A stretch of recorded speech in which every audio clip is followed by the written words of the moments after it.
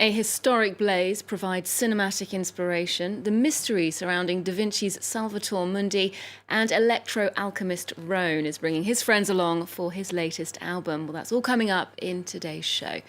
First, this week marks 2 years since the devastating fire that ravaged Paris's Notre-Dame Cathedral. Shocking images of its burning spire were broadcast around the world, making a real impression on French filmmaker Jean-Jacques Annaud, who then decided to make a movie about it. Here's a preview of the action. The inferno raged for nearly 8 hours. Amid suffocating heat, 400 firefighters rushed in to rescue Notre-Dame Cathedral, battling the towering flames through the night of April 15, 2019. 2 years later, the nightmare is being revisited. The fire, the firefighters. But this time, the chief is French film director Jean-Jacques Annaud. This is the set of Notre-Dame is Burning. Actors and technicians putting their skills to the test to bring that long night back to life. I immediately recognized the extraordinary cinematic nature of the event. Beyond the pain of the disaster, the emotion, there's the spectacle of the fire. It's really a character in the film. On top of the spectacular flames, the director wants to show what only a few witnessed at the time, the drama seen from the inside. The struggle to access the cathedral via corridors, firefighters squeezing through tight passageways, all with remarkable composure. They do great things, and it's important for us to pay tribute to that. What have you learned about the firefighting job? Time management, they're the masters of time. The firefighters had to wade through water to let others pass. It's something quite surprising to learn. You never think that one of the big problems with a fire is all the water. So what we've had to recreate is not just everything that was burned, but everything that got soaked. The sets are made of plaster, wood, and resin, identical copies of the real thing. On Soundstage 5, they're recreating the famous forest of oak beams from the cathedral's belfry, 12 meters high, all of it to be burned. Next door, the bells themselves are life-size and made entirely of plaster. All this decor is for the belfry of Notre-Dame. It's material that will resist fire. The painters are preparing the colors and the patina. Because this plaster has to look like 800-year-old metal. Notre-Dame's bells did survive the fire, as did its 2 towers, a miracle that has only reinforced the cathedral's timelessness. It's the world's most expensive painting, and it's at the heart of a deepening intrigue.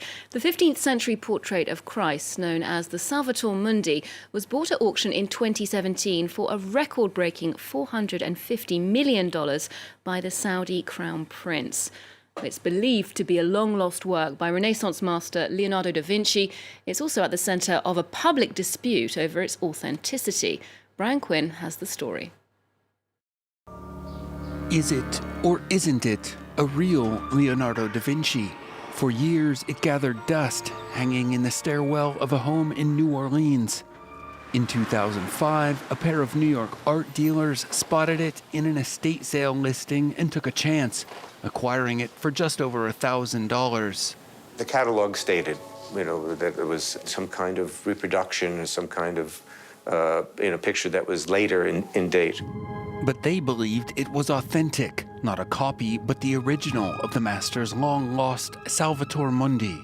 After an extensive restoration, experts remained divided on its authenticity. The restoration presents some problems. The painting was quite damaged at first, so experts said, wait, are we looking at the work of Leonardo da Vinci or the work of the restorer? Despite lingering doubts, London's National Gallery exhibited the Salvator Mundi in 2011 as genuine. In 2013, it was bought by a Russian billionaire for $127 million. 4 years later, at a New York auction, it would become the world's most expensive painting. A $400 million bid with $50 million in fees. The winning bidder, anonymous, but later revealed to be Saudi Crown Prince Mohammed bin Salman. A year later, the Saudis sent it in secret to the Louvre Museum in Paris for scientific analysis, and the real intrigue began. A new French TV documentary citing an anonymous French Culture Ministry official says the Louvre's experts concluded it was not a real Leonardo, at least not fully. Scientific expertise has shown that Leonardo da Vinci only contributed to this painting. There's no doubt, so we informed the Saudis. So did the Saudis throw away $500 million? Maybe not. Both the Fine Art Press and the New York Times have reported on documents seeming to show that the Louvre did in fact definitively confirm the Salvator Mundi as authentic, intending to feature it prominently in the museum's 2019 exhibition on the 500th anniversary of Leonardo da Vinci's death.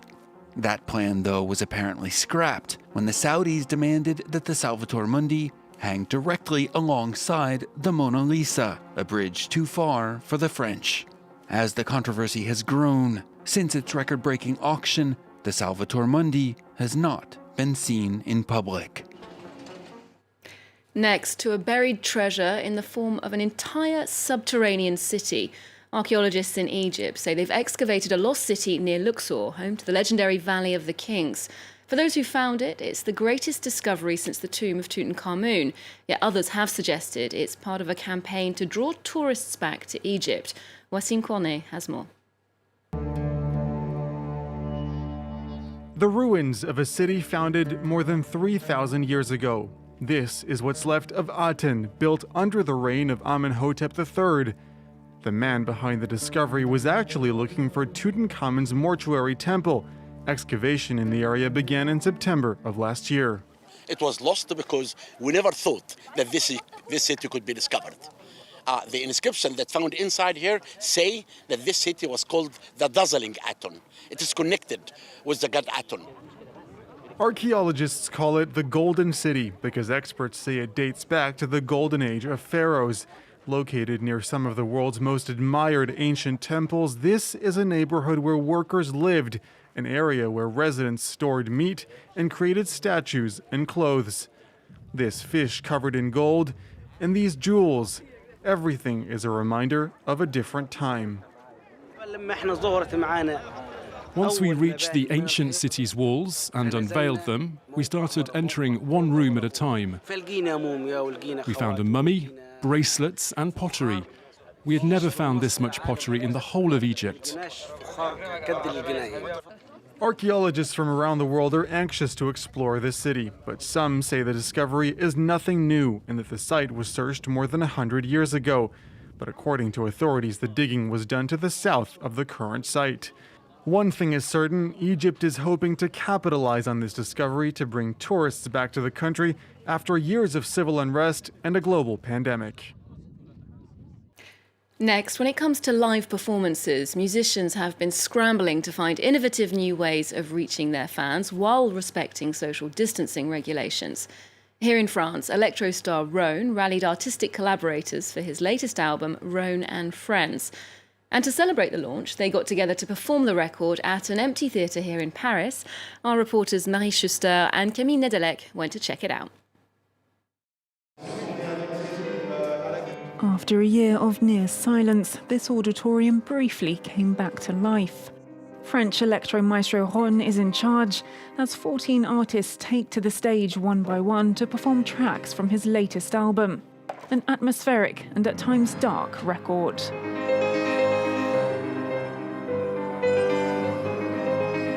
This is a lockdown album. It wasn't planned.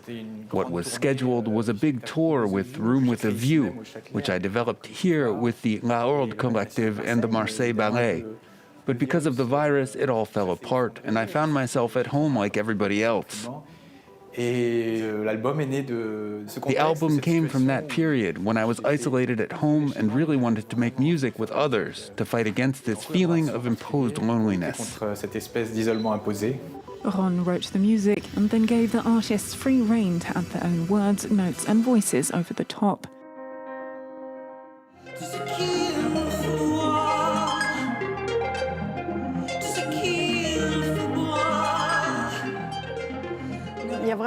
There was a sense of reunion and of becoming a team and supporting each other. We wanted to do something together and rely on one another. It was very fluid, especially with the younger generations, and it really inspired me.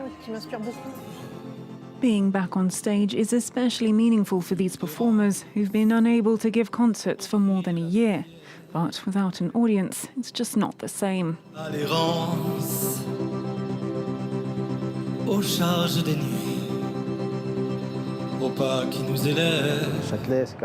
This theatre is a wonderful venue, but an audience means people in front of us, watching. This is a way of getting to do our jobs, a way of singing on stage, and I like it. But it's nothing like a real concert.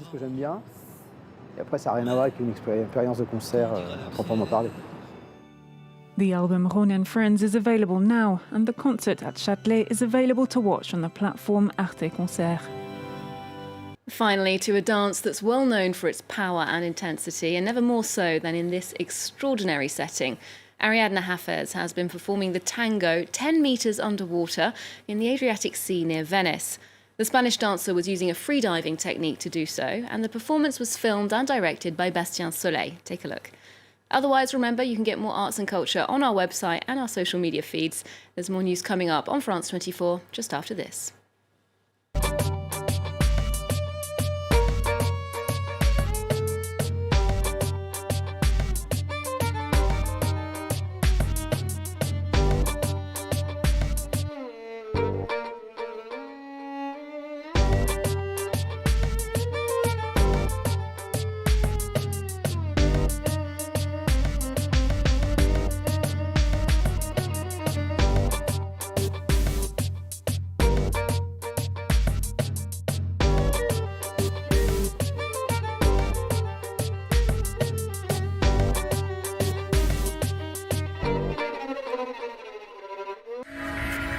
Special event.